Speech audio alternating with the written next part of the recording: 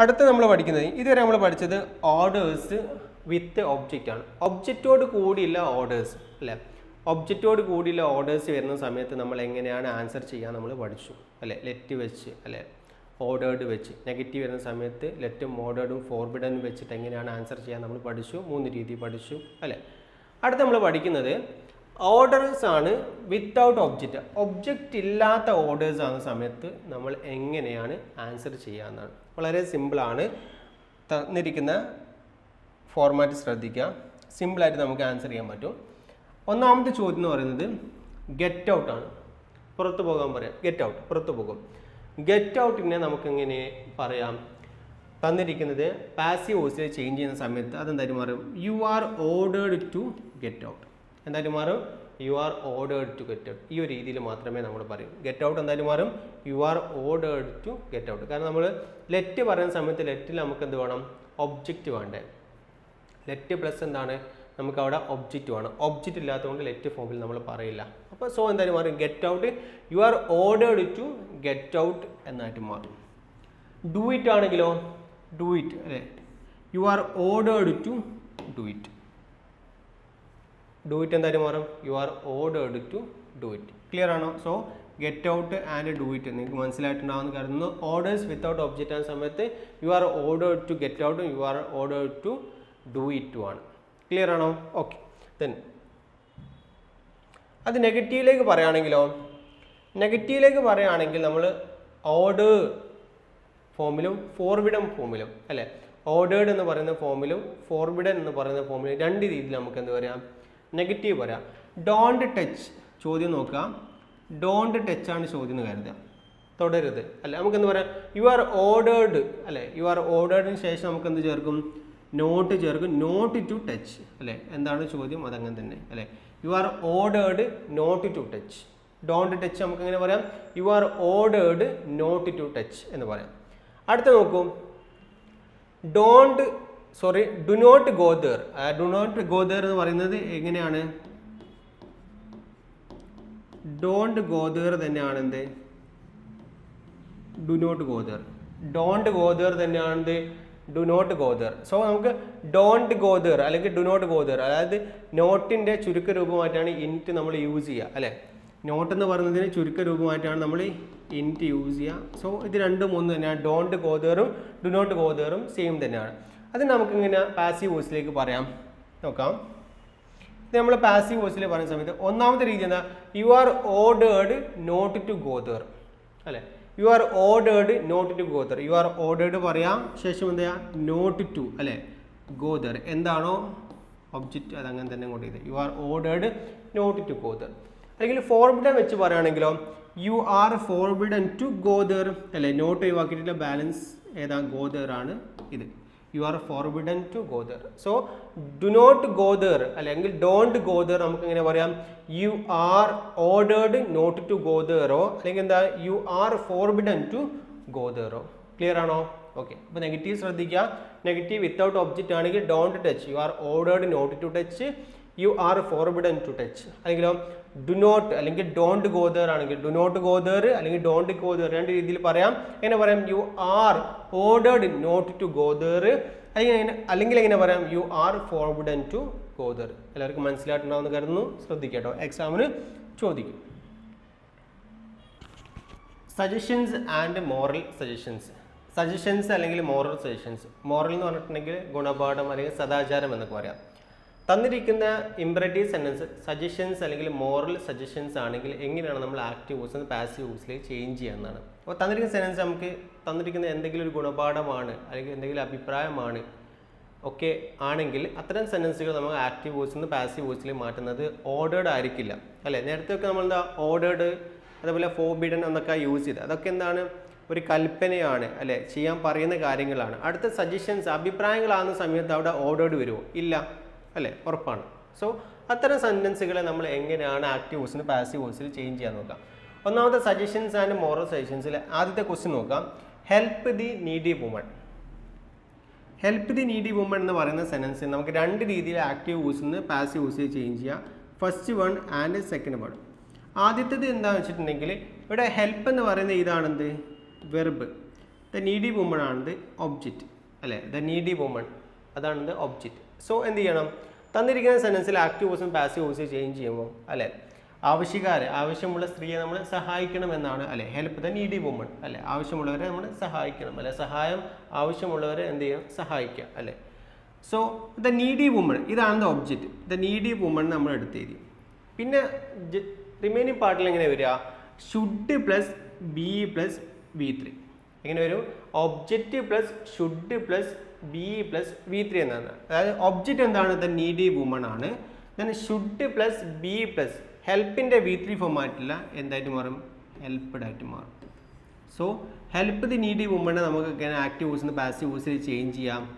The needy woman should be helped. അല്ലെങ്കിൽ നമ്മൾ നേരത്തെ എഴുതിയിട്ടുണ്ട്, ഓർഡേർഡ് ഒക്കെ വെച്ച് എഴുതിയ അതേ രീതിയിൽ നമുക്ക് പറയാം. എങ്ങനെ, യു ആർ അഡ്വൈസ്ഡ് ടു അല്ലെ, നിന്നോട് ഉപദേശിക്കാം അല്ലെ, you are advised to help the need woman അല്ലെ, ആവശ്യമുള്ള സ്ത്രീകളെ അല്ലെ, സഹായം ആവശ്യമുള്ളവരെ നമ്മൾ എന്ത് ചെയ്യണം, സഹായിക്കണം, ആവശ്യക്കാരെ സഹായിക്കണം. So you are advised to help the need woman. You are അഡ്വൈസ്ഡിനു ശേഷം എന്താണോ ചോദ്യം അല്ലെ, the help the needy woman, help the needy woman അങ്ങനെ തന്നെ നമ്മൾ എഴുതിയാൽ മതി. അതായത് യു ആർ ഓർഡേർഡ് ടു പറയുന്ന അതേ രീതിയിൽ തന്നെ you are advised to help the needy woman. Clear ആണോ? ഹെൽപ്പ് ദി നീഡി വുമൺ ഒന്നാമത്തെ നമുക്ക് തന്നെ എഴുതാം, the needy woman object plus should plus be plus V3, the needy woman should be helped. രണ്ടാമത്തേതോ you are advised to help the needy woman. Clear ആണോ? മറ്റൊരു ചോദ്യം നോക്കൂ, ലവ് എ ബ്യൂട്ടിഫുൾ വുമൺ അല്ലെ, ലവ് എ ബ്യൂട്ടിഫുൾ വുമൺ ഇതാണ് ചോദ്യം. അത് നമുക്ക് പാസീവ് വോയിസിൽ ചേഞ്ച് ചെയ്യുന്ന സമയത്ത് രണ്ട് രീതിയിൽ എഴുതാം. ഒന്നാമത്തെ എന്താ, a beautiful woman should be loved, അല്ലെങ്കിൽ you are advised to love a beautiful woman.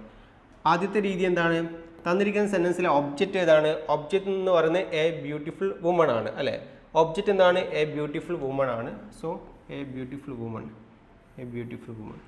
Next എന്താണ്, ഷുഡ് അല്ലെ, should plus be plus V3 അല്ലെ, should plus be plus love എന്ന് പറയുന്നതിൻ്റെ V3 ഫോം എന്താണ്, ലവ് എന്ന് പറയുന്നത് V1 ആണ് അല്ലേ, ഇതിൻ്റെ V3 ഫോം എന്താണ്, ലവ്ഡ്. V3 എന്താണ്, loved. So love a beautiful woman നമുക്ക് എങ്ങനെ പറയാം, A beautiful woman should be loved എന്ന് പറയാം, A beautiful woman should be loved എന്ന് പറയാം. ക്ലിയർ ആണോ? Okay. So love a beautiful woman, A beautiful woman എന്നാണ്, ഷുഡ് ബി ലവ്ഡ്. നെക്സ്റ്റ് നോക്കൂ, മറ്റു രീതിയിൽ പറയുകയാണെങ്കിലോ, യു ആർ അഡ്വൈസ്ഡ് ടു അല്ലേ, എന്താ, സുന്ദരിയായ ഒരു പെൺകുട്ടിയെ സ്നേഹിക്കണം അല്ലെ, അഡ്വൈസ് ചെയ്യുകയാണ് ചെയ്യുക അല്ലെ. So you are advised to love a beautiful woman അല്ലെ, you are advised to love a beautiful woman. Clear ആണോ? സോ ഈ രണ്ട് രീതി നമുക്ക് എന്ത് ചെയ്യാം, സജഷൻസ് അല്ലെങ്കിൽ മോറൽ സജഷൻസ് പറയാം. ഒന്നുകിൽ ഷുഡ് ബി പ്ലസ് V3 അല്ലെ, object plus should be plus എന്താണ് V3 എന്ന് പറയുന്ന രീതിയിൽ പറയാം. അല്ലെങ്കിൽ നമുക്ക് ഇങ്ങനെ പറയാം, യു ആർ അഡ്വൈസ്ഡ് ടു എന്നിട്ട് എന്താണ് ചോദ്യം അങ്ങനെ പറയാം. യു ആർ ഓർഡേർഡ് ടു പറയാൻ പറ്റുമോ? ഇല്ല, ഇത് ഓർഡർ ആണോ? അല്ല, ഒരു ഉപദേശമാണ് അല്ലേ. സോ സജഷൻ ആണ്, അഭിപ്രായമാണ്. സോ നോക്കാം, help the needy woman, the needy woman should be helped, you are advised to help the needy woman. അടുത്ത ചോദ്യം, ലവ് എ ബ്യൂട്ടിഫുൾ വുമൺ എന്തായിട്ട് മാറും, a beautiful woman should be loved or you are advised to love a beautiful woman. Clear ആണോ? Okay. Then അടുത്ത നമ്മൾ നോക്കുന്നത് imperative sentence please അല്ലെങ്കിൽ കൈൻഡ്ലിയിൽ വരികയാണെങ്കിൽ, പ്ലീസ് അല്ലെങ്കിൽ കൈൻഡ്ലി എന്ന് നമ്മൾ ഉദ്ദേശിക്കുന്നത് എന്താണ്, ഒരു അഭ്യർത്ഥനയായിരിക്കും അല്ലേ. സോ എന്താണ്, എന്തെങ്കിലും ഒന്ന് അഭ്യർത്ഥിക്കുകയായിരിക്കും, റിക്വസ്റ്റ് ആയിരിക്കും. എന്ത്, പ്ലീസ് അല്ലെങ്കിൽ കൈൻഡ്ലി നമ്മൾ സെൻറ്റൻസിൽ ഉപയോഗിക്കുന്നുണ്ടെങ്കിൽ അല്ലേ. സോ എന്തെങ്കിലും അഭ്യർത്ഥിക്കുന്ന കാര്യങ്ങളായിരിക്കും എന്ത് ആ സെൻറ്റൻസിൽ പറഞ്ഞിട്ടുണ്ടാകും. അത്തരം സെൻറ്റൻസുകൾ വരികയാണെങ്കിൽ എങ്ങനെയാണ് നമ്മൾ ആക്റ്റീവ് വോയിസിൽ നിന്ന് പാസീവ് വോയിസിലേക്ക് ചേഞ്ച് ചെയ്യാൻ നോക്കാം. ഒന്നാമത്തെ നോക്കൂ, ഒന്നാമത്തെ ചോദ്യം, do it for me please അല്ലേ, ദയവായി ഇതെനിക്ക് വേണ്ടി ചെയ്തു തന്നാലും അല്ലേ, do it for me please ഇതാണെന്ത് ചോദ്യം. തന്നിരിക്കുന്നത് V1 വന്നു അല്ലേ, then it for me please അല്ലേ, ഒബ്ജക്റ്റ് വന്നു, പ്ലീസ് വന്നു, അല്ലെങ്കിൽ please do it for me എന്ന് പറയാം, അല്ലെങ്കിൽ do it for me please എന്ന് പറയാം. സോ ഈ തന്നിരിക്കുന്ന സെൻറ്റൻസ് നമ്മൾ പാസീവ് വോയിസിൽ ചേഞ്ച് ചെയ്യുന്ന സമയത്ത് എന്തായിട്ട് മാറും, പ്ലീസ് അല്ലെങ്കിൽ കൈൻഡ്ലി നമുക്ക് എന്തായിട്ട് മാറും, അതൊരു റിക്വസ്റ്റ് ആണ്. അപ്പോൾ യു ആർ ഓർഡേർഡ് ടു, അല്ലെങ്കിൽ നേരത്തെ നമ്മൾ യു ആർ അഡ്വൈസ്ഡ് ടു ഉപയോഗിച്ചപ്പോൾ നമുക്ക് ഇവിടെ എന്താ ഉപയോഗിക്കുക, യു ആർ റിക്വസ്റ്റഡ് ടു അല്ലേ. സോ നോക്കൂ, you are requested to do it for me do it for me. എന്ത് വേണ്ട, ഈ പ്ലീസ് ഉണ്ടാവില്ല. കാരണം എന്താ, ഓൾറെഡി എന്ത് ചെയ്തിട്ടുണ്ട്, ഇവിടെ റിക്വസ്റ്റഡ് എന്ന് പറയുന്നത് ഉപയോഗിച്ചിട്ടുണ്ട് അല്ലേ. ഓൾറെഡി അപേക്ഷിക്കുക എന്ന് പറഞ്ഞാൽ റിക്വസ്റ്റഡ് ഉപയോഗിച്ചിട്ടുണ്ട്. പിന്നെ എന്തിനും ആവശ്യമില്ല, പ്ലീസും കൈൻഡ്ലിയും ആക്റ്റീവ് വോയിസിൽ സെൻറ്റൻസിൽ ഉണ്ടെങ്കിൽ നമ്മൾ പാസീവ് വോയിസിലേക്ക് പ്ലീസും കൈൻഡ്ലിയും കൊണ്ടുവരേണ്ട ആവശ്യമില്ല. കാരണം എന്താണ്, ആ സെൻറ്റൻസിൽ റിക്വസ്റ്റഡ് ഓൾറെഡി നമ്മൾ ഉപയോഗിച്ചിട്ടുണ്ട്. സോ എന്താ, പ്ലീസ് കൈൻഡ്ലി വന്നാൽ അത് കട്ട് ചെയ്യാം. Do it for me please, you are requested to do it for me. Clear ആണോ? അടുത്ത ചോദ്യം നോക്കും. അടുത്ത ചോദ്യം, kindly finish the work now അല്ലേ. Kindly finish the work now, kindly finish the work now എന്ന് പറയുന്ന സെൻറ്റൻസ് നമ്മൾ പാസീവ് വോയിസിലേക്ക് ചേഞ്ച് ചെയ്യുന്ന സമയത്ത് നമുക്ക് നോക്കാം. ഇതാണ് ചോദ്യം അല്ലേ. So kindly finish the work now തന്നിരിക്കുന്ന സെൻറ്റൻസിൽ യു ആർ റിക്വസ്റ്റഡ് ടു അല്ലേ, യു ആർ റിക്വസ്റ്റഡ് ടു ഇത്രയും ഭാഗം എഴുതി. പിന്നെ നമുക്ക് ചോദ്യം എന്താണ് അതാണ് എഴുതേണ്ടത്. അതിൽ കൈൻഡ്ലി ഉണ്ട്, ഈ കൈൻഡ്ലി നമ്മൾ കട്ട് ചെയ്യുക. Finish the work now, finish the work now. So kindly finish the work now എന്തായിട്ട് മാറും, you are requested to finish the work now എന്നായിട്ട് മാറും. ക്ലിയർ ആണോ? ഓക്കെ. ദെൻ അടുത്ത നോക്കൂ, please give me some rice, please give me some rice എന്തായിട്ട് മാറും. തന്നിരിക്കുന്ന സെൻറ്റൻസിനെ പാസീവ് വോയിസ് ചേഞ്ച് ചെയ്യുന്ന സമയത്ത് യു ആർ റിക്വസ്റ്റഡ് ടു അല്ലേ. ആര് വേണ്ട, പ്ലീസ് വേണോ, വേണ്ട. ഇത് നമുക്ക് എന്ത് ചെയ്യാം, കട്ട് ചെയ്യാം. You are requested to give me some rice, give me some rice. Clear ആണോ? സോ പ്ലീസ് ഓർ കൈൻഡ്ലി ഉപയോഗിക്കുന്ന സമയത്ത് നമ്മൾ എന്ത് ചെയ്യും, യു ആർ റിക്വസ്റ്റഡ് ടു ശേഷം തന്നിരിക്കുന്ന സെൻറ്റൻസിൽ ആക്റ്റീവ് വോയിസിൽ പ്ലീസോ കൈൻഡ്ലി ഉണ്ടെങ്കിൽ അത് ഒഴിവാക്കിയിട്ടില്ല ബാക്കി വരുന്ന ഭാഗങ്ങൾ. ഒന്നുകിൽ പ്ലീസോ കൈൻഡ്ലി സെൻറ്റൻസിന് തുടക്കത്തിൽ വരും അല്ലെങ്കിൽ അവസാനം വരും. എവിടെയാണെങ്കിലും അത് ഒഴിവാക്കിയിട്ട് ബാക്കി വരുന്ന ഭാഗം എന്ത് ചെയ്യുക, നമ്മൾ സെൻറ്റൻസിൽ ചേർത്താൽ മതി. ഓക്കെ. അപ്പോൾ സോ എന്തായാലും പറയും, do it for me please, you are requested to do it for me. Please വേണോ, വേണ്ട. Kindly finish the work now, you are requested to finish the work now. Kindly വേണോ, വേണ്ട. Please give me some rice, you are requested to give me some rice. അവിടെ please വേണോ, വേണ്ട. Clear ആണോ? So ഇങ്ങനെയാണ് നമ്മൾ എന്ത് ചെയ്യാം, തന്നിരിക്കുക പ്ലീസോ കൈൻഡ്ലിയിൽ ഒരു സെൻറ്റൻസ് വരികയാണെങ്കിൽ അതെന്തായിരിക്കും, ഒരു റിക്വസ്റ്റ് ആയിരിക്കും. അതിന് നമ്മൾ എന്ത് ചെയ്യുക, ആക്റ്റീവ് വോയിസിൽ നിന്ന് പാസീവ് വോയിസിൽ ചേഞ്ച് ചെയ്യുന്ന രീതിയാണ് പറഞ്ഞത്. എല്ലാവർക്കും മനസ്സിലായിട്ടുണ്ടാവുമെന്ന് കരുതുന്നു. നല്ലപോലെ ശ്രദ്ധിക്കണം, എക്സാമിന് ചോദിക്കും കേട്ടോ. ഓക്കെ. ഇത് നമ്മൾ പഠിക്കുന്നത് ഇത്രയും കാര്യങ്ങളാണ് നമുക്ക് എന്ത് ചെയ്യാം, ആക്റ്റീവ് ആൻഡ് പാസീവ് വോയിസിന് ഡയറക്റ്റ് ആയിട്ട് പഠിക്കാനുള്ളത് അല്ലേ. നമ്മൾ പഠിച്ചു തന്നിരിക്കുന്ന സെൻറ്റൻസിന് ആക്റ്റീവ് ആൻഡ് പാസീവ് വോയിസിൽ ചേഞ്ച് ചെയ്യുന്ന 3 ടൈപ്പ് ഓഫ് സെൻറ്റൻസുകളാണ്. ഒന്നാമത്തേതാണ് തന്നിരിക്കുന്ന സെൻറ്റൻസ് അസറ്റീവ് അല്ലേ, അസറ്റീവ് ഓർ ഇമ്പറേറ്റീവ് ഓർ ഡിക്ലറേറ്റീവ് അല്ലെ, ഒക്കെ ഒന്ന് തന്നെയാണ്. രണ്ടാമത്തേതാണ് ഇൻട്രോഗേറ്റീവ്, ചോദ്യങ്ങൾ വരുന്ന സമയത്ത് ആക്റ്റീവ് വോയിസിൽ നിന്ന് പാസീവ് വോയിസിൽ ചേഞ്ച് ചെയ്യുന്നത്. പിന്നെ ഏതാണ് ഇമ്പറേറ്റീവ് സെൻറ്റൻസിന് നമ്മൾ എന്ത് ചെയ്യുക, ആക്റ്റീവ് വോയിസിൽ നിന്ന് പാസീവ് വോയിസിൽ ചേഞ്ച് ചെയ്യുക. 3 ടൈപ്സ് ഓഫ് സെൻറ്റൻസ് നമ്മൾ പഠിച്ചു കഴിഞ്ഞു. ഇത്രയാണ് എക്സാമിന് ചോദിക്കുന്ന കാര്യങ്ങൾ. ഓക്കെ. ഏത് ചേഞ്ച് ചെയ്യില്ല, എക്സ്ക്ലമേറ്ററി സെൻറ്റൻസ് അല്ലേ, ചോദ്യം എക്സ്ക്ലമേറ്ററി സെൻറ്റൻസ് ആശ്ചര്യങ്ങളായിട്ടുള്ള സെൻറ്റൻസുകൾ എന്ത് ചെയ്യില്ല, നമ്മൾ ആക്റ്റീവ് വോയിസിൽ പാസീവ് വോയിസിൽ ചേഞ്ച് ചെയ്യില്ല എന്ന് പറഞ്ഞു. ഓക്കെ. ഇനി നമ്മൾ എന്താണ് ഇതുമായിട്ട് റിലേറ്റഡ് ആയിട്ടുള്ള ഇതിനു മുമ്പ് എക്സാമിന് ചോദിച്ച കുറച്ച് ഇമ്പോർട്ടൻ്റ് ആയിട്ടുള്ള കുറച്ച് കാര്യങ്ങളാണ് നമ്മൾ പറയുന്നത്. ശ്രദ്ധിക്കാം. Some important rules. അതായത് ഒന്നാമത്തത്, ഒരു സെൻറ്റൻസിൽ 2 ഒബ്ജക്റ്റ് വരികയാണെങ്കിൽ അല്ലേ, തന്നിരിക്കുന്ന സെൻറ്റൻസിലെ ഒബ്ജക്റ്റ് ആണ് നമ്മൾ എന്ത് ചെയ്യാം, ആക്റ്റീവ് വോയിസും പാസീവ് വോയിസിൽ ചേഞ്ച് ചെയ്യുന്ന സമയത്ത് ഇങ്ങോട്ട് ചേഞ്ച് ചെയ്യുക അല്ലേ. ആദ്യം എന്ത് ചെയ്യും, ഒബ്ജക്റ്റിനെയാണ് കൊണ്ടുവരിക.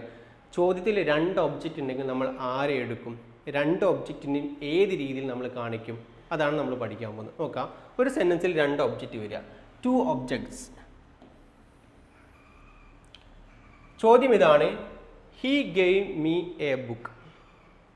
സബ്ജക്റ്റ് ആരാണ്, ഹി ആണ്. വെർബ് ഏതാണ്, ഗിവ് ഗേവ് എന്ന് പറയുന്നത് V2 ആണ് വെർബ് അല്ലേ, V2 ആണ്. Give, gave and given. Give V1 ആണ്, ഗേവ് V2 ആണ്, ഗിവൺ തരുക, നൽകുക എന്നർത്ഥം അല്ലേ. Give, gave, given. He gave me അല്ലേ. മീ എന്ന് പറയുന്നത് എന്താണ്, സോറി ഗേവ് ഒബ്ജക്റ്റ് അല്ല, വെർബ് കേട്ടോ. ഗേവ് ആണ് ഇവിടെ വെർബ്. ഗേവ് എന്താണ്, V2 ആണ്. ഗേവിൻ്റെ V1 ഏതാണ്, ഗിവ് ആണ്. V2 എന്താണ്, ഗേവ് ആണ്. V3 എന്താണ്, ഗിവൺ ആണ്. സോ ഗേവ് എന്ന് പറയുന്നത് എന്താണ്, വെർബ് അല്ലേ, വെർബാണ്. ഇതേതാണ്, V2 വെർബാണ് അല്ലേ. മീ ആണ് ഒരു ഒബ്ജക്റ്റ് അല്ലേ. എ ബുക്കാണ് ഒബ്ജക്റ്റ് 2 ഒബ്ജക്റ്റ് ഈ ഒരു സെൻറ്റൻസിൽ വന്നിട്ടുണ്ട്. ഒന്നാമത്തേതാണ് മീ ആണ്, രണ്ടാമത്തേതാണ് എ ബുക്കാണ്. സോ നമുക്ക് എക്സാമിന് ഇങ്ങനെ വന്നിട്ടുണ്ടെങ്കിൽ നമുക്ക് ഏതാണ് ഏറ്റവും അനുയോജ്യമായത് രണ്ടും നമുക്ക് എങ്ങനെ പാസീവ് വോയിസിലേക്ക് ചേഞ്ച് ചെയ്യുക, അതാണ് നമ്മളിവിടെ പഠിക്കുന്നത്. ഇതാണ് ചോദ്യം. He gave me a book. ഒന്ന് മാത്രമാണെങ്കിൽ നമ്മൾക്ക് എന്ത് ചെയ്യാം, ഈസി ആയിട്ട് എന്ത് ചെയ്യാം, ആൻസർ ചെയ്യാം അല്ലേ. സോ നമ്മൾ പഠിച്ചതാണ് അല്ലേ. ഇതിൽ രണ്ടെണ്ണം മാറ്റുന്നതിൽ ഒന്നിൽ മാത്രം നമ്മൾ കാര്യമായിട്ട് ശ്രദ്ധിക്കേണ്ടുള്ളൂ, മറ്റേത് നമുക്ക് സിമ്പിളായിട്ട് എഴുതാം. നോക്കാം നമുക്ക്.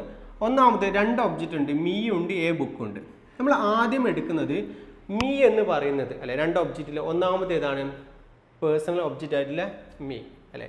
മീയെ നമ്മൾ ആദ്യം എടുത്തിട്ട് നമ്മൾ എഴുതുകയാണെങ്കിൽ നമുക്ക് എങ്ങനെയാ മീ എന്തായിട്ട് മാറും, ആൻസർ ചെയ്യുന്ന സമയത്ത് മീ എന്ന് പറയുന്നത് ഐ ആയിട്ട് മാറും അല്ലേ. സോ ഐ എന്ന് പറയുന്നത് സബ്ജക്റ്റിൻ്റെ സ്ഥാനത്ത് ഉപയോഗിക്കുന്നതും മീ എന്ന് പറയുന്നത് ഒബ്ജക്റ്റിൻ്റെ സ്ഥാനത്ത് ഉപയോഗിക്കുന്നതുമാണ് അല്ലേ. അതെ. സോ ഐ എന്ന് പറയുന്നത് സബ്ജക്റ്റിൻ്റെ സ്ഥാനത്ത്, മീ ഒബ്ജക്റ്റിൻ്റെ സ്ഥാനത്ത്. ഇവിടെ എന്താണ്, ഈ ഗെയിം മീ ആണ് അല്ലേ, എനിക്ക് തന്നു എന്നാണ് അല്ലേ, ഒരു ബുക്ക് എനിക്ക് തന്നു എന്നാണ്. സോ ഇവിടെ ഞാനെന്ന് പറയുന്നത് ഒബ്ജക്റ്റിൻ്റെ സ്ഥാനത്താണ്, അത് സബ്ജക്റ്റിൻ്റെ സ്ഥാനത്തേക്ക് കൊണ്ടുവരുന്ന സമയത്ത് മീയെ നമ്മൾ എന്താക്കണം, ഐ ആക്കണം അല്ലേ. സോ ഇവിടെ മീ എന്തായിട്ട് മാറും, ഐ ആയിട്ട് മാറും. നെക്സ്റ്റ് നമ്മൾ ശ്രദ്ധിക്കേണ്ടതാണ്, തന്നിരിക്കുന്ന സെൻറ്റൻസിൽ ഹെൽപ്പിംഗ് വെർബ് ഉണ്ടോ നോക്കുക. എടുത്ത് എഴുതാൻ ഹെൽപ്പിംഗ് വെർബ് ഉണ്ടോ, ഇല്ല. അപ്പോൾ ഹെൽപ്പിംഗ് വെർബ് എഴുതണ്ട. നെക്സ്റ്റ് എന്താണ്, ബി ഫോം എഴുതണ്ടേ. ബി ഫോം എഴുതാൻ വെർബിൻ്റെ V2 നോക്കുക, സോറി വെർബ് നോക്കുക. വെർബ് ഇവിടെ ഏതാണ്, V2 ആണ്. V2 വന്നാൽ നമ്മൾ എന്ത് എഴുതുക, V2 വന്നാൽ നമ്മൾ പഠിച്ചതാണ്. ഒന്നുകിൽ നമ്മൾ എന്ത് ചെയ്തും, വാസ് ചെയ്തും, അല്ലെങ്കിൽ നമ്മൾ എന്ത് ചെയ്തും, വേറെ എഴുതും. ഒന്നുകിൽ വാസ് ചെയ്തും അല്ലെങ്കിൽ വേറെ എഴുതും. ഇവിടെ തന്നിരിക്കുന്നത് എന്താണ്, വാസാണോ വേറാണോ എഴുതുക. അപ്പോൾ നമ്മൾ നോക്കുക ഇവിടെ എഴുതിയിരിക്കുന്ന ആരാണ് അല്ലേ, ഐ ആണ്. ഐക്കിൻ്റെ കൂടെ നമ്മൾ എന്താ യൂസ് ചെയ്യുക, വാസാണ് ഉപയോഗിക്കുക. സോ നമ്മൾ എന്ത് ചെയ്തു, ഇവിടെ വെർബ് നോക്കിയിട്ട് വാസ് യൂസ് ചെയ്യും. നെക്സ്റ്റ് നമ്മളെന്താ, വെർബ് അല്ലേ, വെർബ് V2 ആണോ V3 ആണോ ഏതാണോ വെർബ് നോക്കിയിട്ട് ഏത് വെർബാണെങ്കിൽ അതിന് V3 ഫോം ചെയ്തുക അല്ലേ. V1 ആണോ V2 ആണോ V3 ആണോ നോക്കുക. ഇവിടെ ഗേവ് എന്ന് പറയുന്നത് എന്താണ്, V2 ആണ്. സോ അതിനെ V3 ഫോമിലേക്ക് നമ്മൾ എന്ത് ചെയ്യും, ചേഞ്ച് ചെയ്യണം അല്ലേ. ഗേവ് എന്തായിട്ട് മാറും, അതിൻ്റെ V3 ഫോം ഗിവൺ ആണ്. ഗിവ്, ഗേവ് ആൻഡ് ഗിവൺ ആണ്. ക്ലിയർ ആണോ. സോ നമ്മൾ ഗേവിന് എന്ത് ചെയ്യുക, അതിനെ V3 ഫോമിലേക്ക് ചേഞ്ച് ചെയ്യുക, given. Then remaining part of the sentence ഏതാണ്, remaining part of the sentence a ബുക്കാണ്. എ ബുക്കിന് എവിടെ എഴുതി, ബൈ പ്ലസ് അല്ലേ, ബൈ പ്ലസ് ഏജൻറ്റ് അല്ലെങ്കിൽ ഡുവർ ആരാണ്, ബൈ പ്ലസ് ഹി ആണ്. ഹി എന്തായിട്ട് മാറും, ഹിം ആയിട്ട് മാറും. ഹീനെ നമ്മൾ എന്ത് ചെയ്യും, ഹിം ആക്കി മാറ്റും. സോ എന്തായിട്ട് മാറും, I was given a book by him. അതായത് തന്നിരിക്കുന്ന രണ്ട് ഒബ്ജക്റ്റ് വരികയാണെങ്കിൽ അതിൽ പേഴ്സണൽ ഒബ്ജക്റ്റിനെ എടുത്തിട്ട് നമ്മൾ എഴുതുകയാണെങ്കിൽ, വ്യക്തിയാണെങ്കിൽ ആ വ്യക്തിയെ നമ്മൾ എടുത്തിട്ട് എഴുതുകയാണെങ്കിൽ നമുക്ക് പ്രത്യേകമായിട്ട് ഒന്നും ശ്രദ്ധിക്കാനില്ല അല്ലേ. ഈ ഗെയിം എ ബുക്ക് എന്തായിട്ട് മാറും, ഐ വാസ് ഗിവൺ അല്ലേ. ഇത് നമുക്ക് ഓൾറെഡി അറിയാം. A book remaining part of sentence by plus agent അല്ലെങ്കിൽ ഡുവർ അല്ലേ. ഇതാണ് ഒന്നാമത്തെ രീതി എന്ന് പറയുന്നത്. രണ്ടാമത്തെ രീതി എന്താണ്, അവിടെ നമ്മൾ വ്യക്തിക്ക് പകരം എന്ത് ചെയ്യാം, അവിടെ മറ്റൊരു ഒബ്ജക്റ്റ് കൂടെ ഉണ്ട്. ഏതാണ് നോക്കൂ, എ ബുക്ക്. എ ബുക്കിന് പ്രാധാന്യം കൊടുത്തിട്ട് എ ബുക്കിനെ നമ്മൾ ആദ്യം കാണിക്കാം. നോക്കൂ ഇവിടെ തന്നിരിക്കുന്ന സെൻറ്റൻസിൽ എ ബുക്കിനെ എടുക്കുകയാണെന്ന് കരുതുക. അടുത്ത് നമ്മൾ നോക്കുന്നത് ബുക്കിനെ എടുത്തിട്ട് നമുക്ക് എങ്ങനെ ഇതിനെ പാസീവ് വോയിസിലേക്ക് ചേഞ്ച് ചെയ്യാം. ആദ്യം നമ്മൾ എന്ത് ചെയ്യും, ബുക്കാണ് അല്ലെ, ബുക്കിനെ എടുത്തു അല്ലെ, എ ബുക്ക്. അതിന് സെൻറ്റൻസിൽ ഹെൽപ്പിംഗ് വെർബ് ഉണ്ടോ, ഹെൽപ്പിംഗ് വെർബ് ഇല്ല. ദെൻ വെർബ് നോക്കുക, ബി ഫോം ചെയ്താൽ വെർബ് നോക്കുക. വെർബ് ഏതാണ്, V2 ആണ്. V2 വന്നാൽ വാസ് അല്ലെങ്കിൽ വേറാണ്. എ ബുക്ക് സിംഗുലർ ആയതുകൊണ്ട് വാസ് എഴുതി അല്ലേ, ബി ഫോം എഴുതി. നെക്സ്റ്റ് വെർബ് നോക്കാം അല്ലേ. വെർബ് എന്ന് പറയുന്നത് V2 ആണ്, ഗേവ്. അതിന് V3 ഫോം ഏതാണ്, ഗിവൺ ആണ്. സോ ഗിവൺ നമ്മൾ എടുത്ത് എഴുതി. നെക്സ്റ്റ് എന്താണ്, remaining part of the sentence ആരാണ്, മീ ആണ്. ആ മീനെ A book was given me എന്ന് നമുക്ക് എഴുതാൻ പറ്റില്ല അല്ലേ. സോ അവിടെ എന്ത് ചെയ്യണം, എനിക്ക് തന്നാണ്. അപ്പോൾ എന്താക്കണം, ആ തന്നിരിക്കുന്നതിന് തൊട്ട് മുമ്പ് ടു എന്ന് പറയുന്ന പ്രപ്പോസിഷൻ ചേർക്കണം. എന്തായാലും മാറും, to me. So a book was given to me by ആരാണ്, ബൈ നമ്മൾ തൊട്ട് മുമ്പിൽ എഴുതിയ ആളിനെ, by agent and doer. He എന്തായിട്ട് മാറി, ഹിം ആയിട്ട് മാറി, ബൈ ഹിം. ഈ രീതിയിലാണ് ഇത്. അപ്പോൾ നോക്കേണ്ടതാണ്, വ്യക്തിയിലാണ് അല്ലെ. ഒബ്ജക്റ്റ് രണ്ടെണ്ണം ഉണ്ട്, ഒന്ന് വ്യക്തി ഉണ്ട്, മറ്റൊന്ന് വസ്തു ഉണ്ടെങ്കിൽ വ്യക്തിയിലാണ് സെൻറ്റൻസ് തുടങ്ങുന്നതെങ്കിൽ നമ്മളൊന്നും ശ്രദ്ധിക്കേണ്ട. മറ്റൊരു ഒബ്ജക്റ്റിനെ റിമൈനിങ് പാർട്ട് ഓഫ് ദി സെൻറ്റൻസിലെ ഒബ്ജക്റ്റ് ആയിട്ട് ബൈയുടെ മുമ്പ് നമ്മൾ എഴുതിയാൽ മാത്രം മതി അല്ലേ. വസ്തുവിലാണ് സെൻറ്റൻസ് തുടങ്ങുന്നതെങ്കിൽ എന്ത് ചെയ്യണം, വസ്തുവിന് ശേഷം അല്ലേ ബൈക്ക് മുമ്പ് വ്യക്തിയെ കാണിക്കുമ്പോൾ എന്ത് ചെയ്യണം, അവിടെ 2+ ഏതാണോ ആ ഒബ്ജക്റ്റ് അങ്ങനെ കാണിക്കണം. To me by him. Clear ആണോ? സോ ഇതിൽ ഏറ്റവും മോസ്റ്റ് സ്യൂട്ടബിൾ ഏതാണ്? ഒന്നാമത്താണ് മോസ്റ്റ് സ്യൂട്ടബിൾ എന്ന് പറയുന്നത്. He gave me a book, നമുക്ക് I was given a book by him ആണ് മോസ്റ്റ് സ്യൂട്ടബിൾ എന്ന് പറയുന്നത് കേട്ടോ. സോ ഈ ഗേവ് മീ എ ബുക്ക് എന്ന് പറയുന്നത് രണ്ട് ഒബ്ജക്റ്റ് ഉണ്ട്, മീയും എ ബുക്കും രണ്ട് ഒബ്ജക്റ്റ് ഉണ്ട്. രണ്ട് ഒബ്ജക്റ്റ് ഒരു സെൻറ്റൻസിൽ വന്നിട്ടുണ്ടെങ്കിൽ നമ്മൾ എങ്ങനെയാണ് അതിനെ ആക്റ്റീവ് വോയിസിൽ നിന്ന് പാസീവ് വോയിസിൽ ചേഞ്ച് ചെയ്യാം എന്നാണ് പഠിച്ചത്. ഇത് എക്സാമിന് ചോദിച്ചിട്ടുണ്ട്, ശ്രദ്ധിക്കണം. He gave me a book നമുക്ക് എങ്ങനെ എഴുതാം? I was given a book by him എന്നും അതേപോലെ a book was given to me by him എന്നും എഴുതാം അല്ലേ? എല്ലാവർക്കും മനസ്സിലായിട്ടുണ്ടാവുമെന്ന് കരുതുന്നു. ഓക്കെ, മറ്റൊരു ചോദ്യം കൂടെ ശ്രദ്ധിക്കുക. My uncle promised me a present അല്ലേ? എനിക്ക് പ്രോമിസ് ചെയ്തു എന്താണ്? ഒരു പ്രസൻറ്റ്. സോ ഇവിടെ എന്താണ് തന്നിരിക്കുന്ന സബ്ജക്റ്റ് ആരാണ്? മൈ അങ്കിളാണ്. പ്രോമിസ്ഡ് എന്താണ്? വെർബാണ്. മീ എന്ന് പറയുന്നത് ഒരു ഒബ്ജക്റ്റ് ആണ് അല്ലേ? ഒബ്ജക്റ്റ് 1 ആണ്. എ പ്രസൻറ്റ് എന്ന് പറയുന്ന ഒബ്ജക്റ്റ് 2 ആണ്. ക്ലിയർ ആണോ? ഒബ്ജക്റ്റ് 1 ആൻഡ് ഒബ്ജക്റ്റ് 2 ആണ്. സോ നമുക്ക് ആദ്യം എന്ത് ചെയ്യാം? രണ്ട് രീതി നമുക്ക് എഴുതാം. ആദ്യം വസ്തുവിനെ എടുക്കുകയാണെന്ന് കരുതുക. വസ്തുവിനെ എടുക്കുകയാണ് നമുക്ക് എങ്ങനെ എഴുതാം? തന്നിരിക്കുന്ന സെൻറ്റൻസിൽ വസ്തുവിനെ എടുത്താണ് നമ്മൾ ആദ്യം എഴുതുന്നത് നോക്കുക. വസ്തു എ പ്രസൻ്റ് ആണ് അല്ലേ? എ പ്രസൻ്റ് എടുത്തു. തന്നിരിക്കുന്ന സെൻറ്റൻസിൽ ഹെൽപ്പിംഗ് വെർബ് ഉണ്ടോ? ഇല്ല. വെർബ് ഏതാണ്? പ്രോമിസ്ഡ് ആണ് അല്ലേ? വെർബ് ഏതാണ്? പ്രോമിസ്ഡ് ആണ്. ഈ വെർബ് എന്ന് പറയുന്നത് ഏതാണ്? V2 ആണ്. അത് നമുക്ക് എന്ത് ചെയ്യാം? പ്രോമിസ് എന്ന് പറയുന്നത് എന്താണ്? V1 ആണ്. അതിനെ V2 എന്താണ്? പ്രോമിസ്ഡ് ആണ്. V3 എന്താണ്?